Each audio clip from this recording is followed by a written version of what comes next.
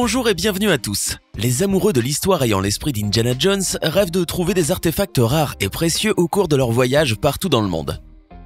Il existe certaines personnes qui ont œuvré longtemps et durement et se sont lancées dans des recherches acharnées pour trouver récemment des artefacts incroyables.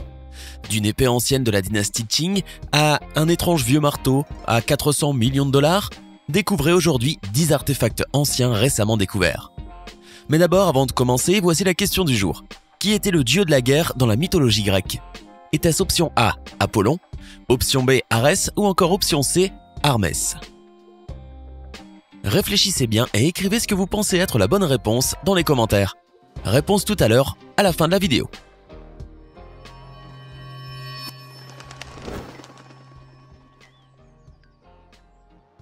Parfois les découvertes viennent jusqu'à vous, c'est ce qui est arrivé à Árni Björn Valdimarsson qui en a fait l'expérience en 2016. Alors qu'il était avec un groupe d'amis en train de chercher des oies, il a trouvé une épée viking vieille de 1000 ans posée sur le sable. Non seulement l'épée en elle-même constituait une découverte remarquable, mais elle appartenait également à un homme remarquable. On pense que la lame était autrefois la propriété de Ingolfur Arnarsson, le premier Scandinave à s'installer définitivement en Islande. Les Vikings étaient réputés pour leur amour du voyage et leur grande bataille. Peu d'entre eux sont restés longtemps au même endroit car ils étaient animés par le sens de l'aventure. Une belle histoire raconte qu'Arnarsson, après avoir navigué au large de l'Islande, avait annoncé qu'il construirait sa maison là où il débarquerait, mettant ainsi son avenir entre les mains des dieux. Valdimarsson a pris la bonne décision en transmettant la trouvaille à l'Agence islandaise du patrimoine culturel, qui s'est employée à l'identifier et à la préserver.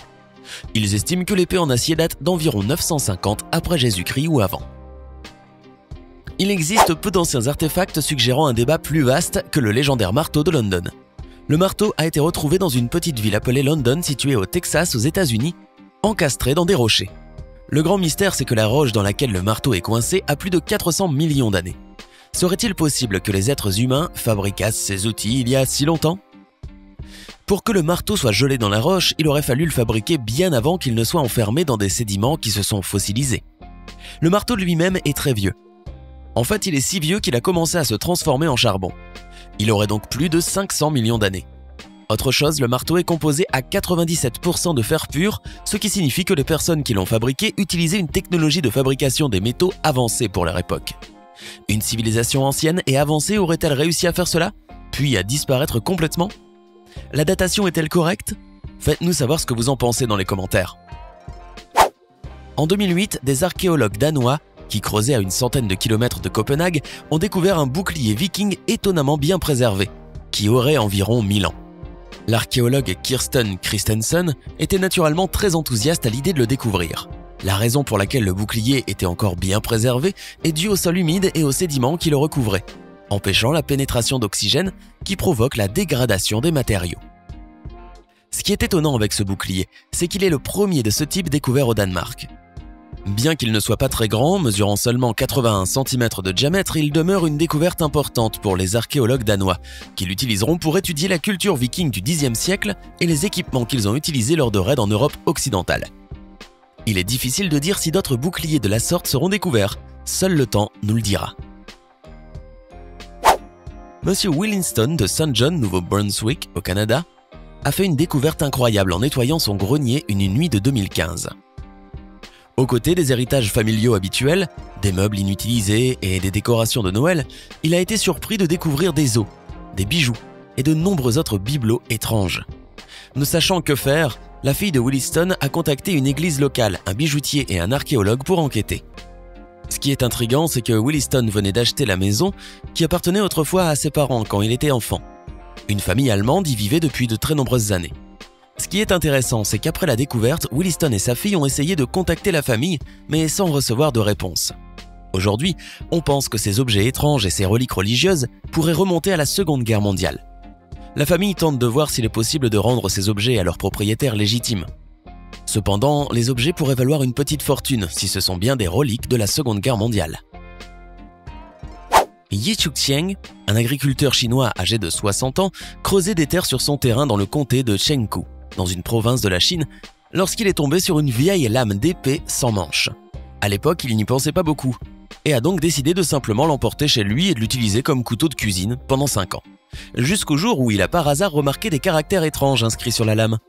Suite à cette découverte, l'homme a décidé d'amener la lame à des experts qui furent étonnés de découvrir que l'épée datait de la dynastie Qing entre 1644 et 1912.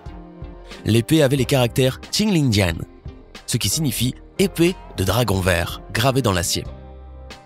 C'est une bonne chose qu'il ait découvert les marques sur la lame et que les experts s'en emparent car il a futé la lame depuis 5 ans. Les experts avaient du mal à dater le moment exact où la lame avait été fabriquée. Cependant, on estime que la lame vaut environ 150 000 €. Même si l'affûtage a un peu diminué sa valeur, cela n'en reste pas moins une découverte rare et étonnante. Nous ne parlons pas ici du très puissant et mythique marteau de Thor utilisé pour se protéger contre les géants, mais plutôt de ce petit artefact qui est une amulette de viking qui prend la forme du marteau de Thor, remontant au Xe siècle. Les archéologues ont trouvé des milliers de ceux-ci appelés marteaux de Thor dans le monde viking, mais se sont toujours chicanés pour dire s'ils représentaient le marteau de Thor ou autre chose. Cette découverte, faite à Kobelov, dans l'île danoise de Lolland, semble avoir enfin permis de déterminer si l'amulette ressemblait ou non au marteau de Thor. Étrangement, la personne qui a fabriqué cet artefact était illettrée. Elle a donc inscrit des runes sur l'amulette, ce qui a confirmé que ces minuscules babioles représentaient bien le marteau de Thor. Il est rare de découvrir un message de notre monde antique, mais lorsque nous y arrivons, les révélations sont incroyables. Un vieil homme anglais qui a décidé de rester anonyme a vraiment eu un coup de chance quand il a redécouvert un trésor hérité sous la forme d'une authentique couronne d'or grecque dans une boîte en carton sous son lit. Il avait hérité de la boîte de son grand-père et avait vu la couronne il y a longtemps, mais ne pensait pas qu'elle avait de la valeur. Il n'y prêta donc aucune attention, jusqu'au jour où il décida de la faire évaluer par les ducs de Dorchester en 2017. Il fut totalement étonné quand ils lui révélèrent que la couronne avait plus de 2000 ans et valait 135 000 $. Le mystère plane toujours autour de cette couronne, puisque personne ne sait d'où elle vient, ni comment le grand-père a pu entrer en sa possession. Cependant, il y avait encore de la terre incrustée dans la couronne, les experts pensent donc qu'elle a été découverte récemment.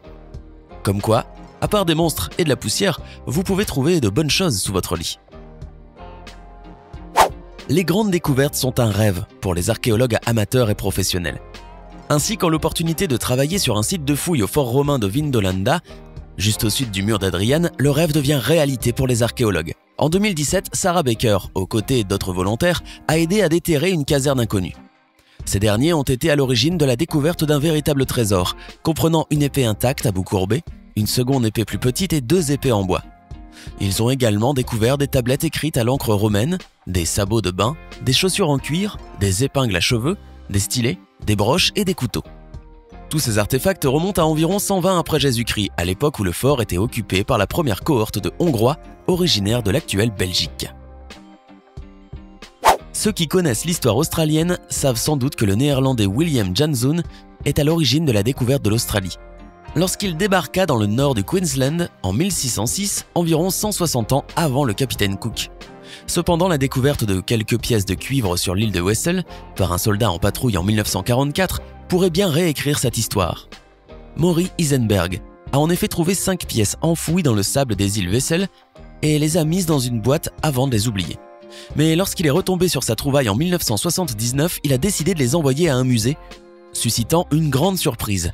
Les pièces datent clairement de 900 après Jésus-Christ et seraient d'origine africaine ou du Moyen-Orient. Cela signifierait que ni Janszoon ni Cook n'avaient découvert l'Australie pour la première fois et qu'un peuple ancien y était déjà venu. Mais qui était-il et où est passée cette ancienne civilisation? Cela reste encore un mystère. Nous savons tous que les grands-mères aiment la poterie et la belle porcelaine de Chine. Mais ce à quoi la plupart des gens ne s'attendent pas, c'est que leur grand-mère leur laisse une assiette en porcelaine d'une valeur de plus de 265 000 $. 3 frères et sœurs du Derbyshire, qui préfèrent rester anonymes, ont hérité de leur grand-mère décédée une assiette du style de la dynastie Ming. Ils ont découvert qu'il s'agissait en réalité d'une véritable assiette de la dynastie Ming, datant du règne de l'empereur Yongzheng. Cela signifie que l'assiette n'a pas seulement environ 300 ans, mais qu'elle valait une énorme somme d'argent. Ce qui est le plus remarquable est la façon dont ces assiettes sont entrées en possession de leur famille. On pense qu'elles ont été rapportées d'Amérique au début du XXe siècle par l'homme d'affaires écossais Alexander Robertson. À sa mort en 1922, ses affaires ont été ramenées à Édimbourg et réparties entre ses proches, puis dans la famille, jusqu'à ce que les 3 frères et sœurs découvrent la valeur de ce trésor. Nous espérons que vous avez apprécié cette vidéo. Si c'est le cas, faites-nous savoir en commentaire lequel de ces artefacts rares est votre préféré. Sinon, Arès est le dieu de la guerre et des guerriers dans la mythologie grecque. Il est le seul fils légitime de Zeus et de Héra. Il est le dieu guerrier par excellence et il est normal de le voir représenté revêtu de son armure d'airain. La tête couverte du casque étincelant et son bras est protégé par un bouclier. Hey, c'est tout pour aujourd'hui. Si vous avez aimé la vidéo, n'oubliez pas de la liker et de la partager avec vos amis. Et si vous êtes nouveau sur la chaîne, n'oubliez pas de vous abonner et d'activer la notification. Bye bye!